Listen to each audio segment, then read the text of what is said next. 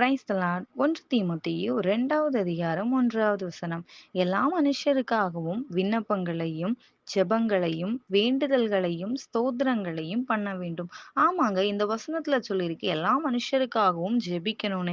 இன்னைக்கு நம்முடைய ஜெபங்கள் எப்படி இருக்கிறது? என் பிள்ளைகள், என்னுடைய குடும்பம், என்னுடைய சொந்த பந்தங்கள், என்னுடைய தேவைகள், என்னுடைய வளர்ச்சிகள், என்னுடைய பிரச்சனைகள் மாற வேண்டும் என்று சொல்லி அநேக நேரங்களில் நாம் சுயநலமாய் ஜெபித்துக் கொண்டிருக்கிறோம். சுயநலமான காரியங்களுக்காக அநேக மணி நேரம் அழுது ஜெபிப்பதுண்டு, உபவாசிப்பதுண்டு.